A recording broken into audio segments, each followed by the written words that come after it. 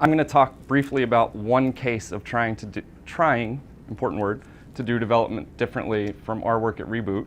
And it's a case that addresses a problem that I think the people in this room have helped articulate for the rest of our industry, which is that context is often missing from any governance or reform process.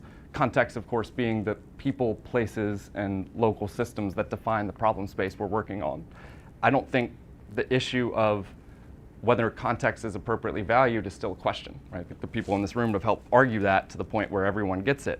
But what still seems a bit of an open question is how do we operationalize context within our programs, which is the area that we've been exploring a bit over the last few years. There's not one type of development theme or issue where context is particularly absent. It's across the board, right? So what have we done to try to address that? Well, as an organization, that was sort of our founding principle, to say context is critical, it's everything. How do we operationalize it? We think about that along a few lines. One is immersion. We think that this type of work has to happen in the places where it's taking place. The fly-in, fly-out model just doesn't work, right?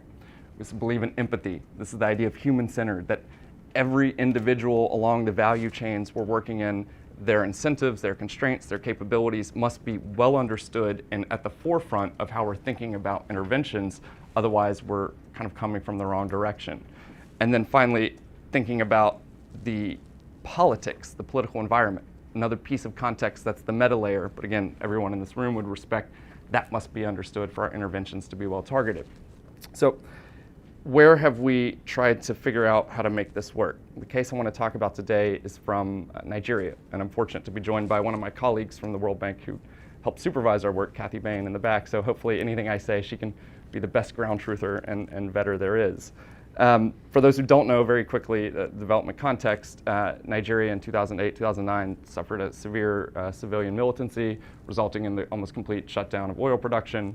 In 2009, an amnesty was in place that helped tamp down this conflict and created peace. The donor community decided that they were going to throw everything they had against the problem to try to maintain the peace, including, of course, the World Bank. There was one state in the Niger Delta in particular that was of interest to the bank because it had a reformist government that was in place after a few years. This reformist government sort of came into administration after a significant history of neglect by the previous administrations. And after a few years, it was clear that they'd been able to deliver a significant amount of capital investment to the populace that had heretofore not really been seen in this type of, in this region.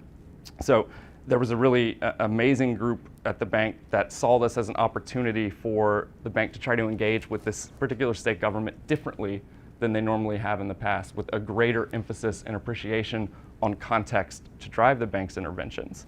In fact, some of the two of the people might be well known in this room, Caroline Sage and Doug Porter. I'd like to give them credit, who really helped define a lot of this project. So in any case, we were brought in essentially as applied analytical advisors. So the bank was already on the ground in this state with well over $100 million at least of investments.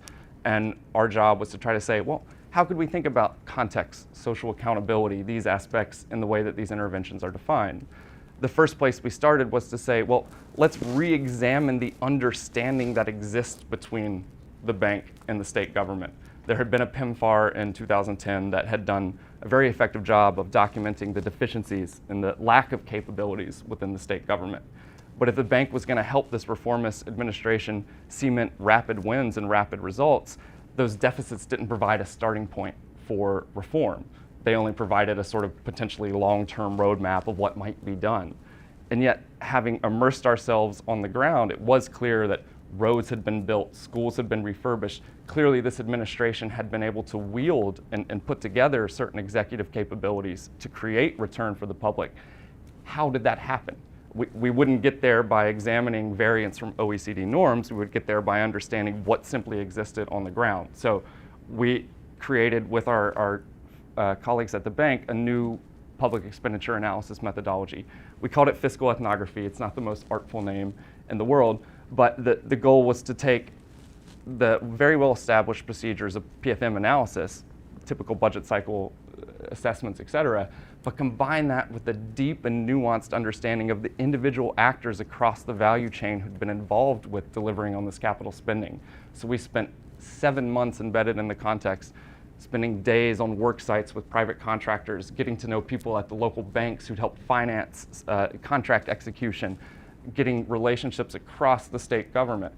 We were able to take the assessment of deficits and complement it with what actually happened on the ground. How did this government achieve these things, whether we think they're morally or ethically right or wrong in terms of our norms, just how did they do things? One case of that, the idea of corruption, right? We continuously tried to withhold judgment in the way that we understood things. Corruption is, of course, a topic that we're all familiar with, but the reality in a place like Edo State in the Niger Delta, the transfer of payments around a capital construction project are going to exist no matter what. Which payments are perhaps beneficial to the execution of that project, which ones undermine the technical quality. Let's not bring our judgments about the fact that these social settlements are happening. Let's just understand what their impact is over the capital outcome.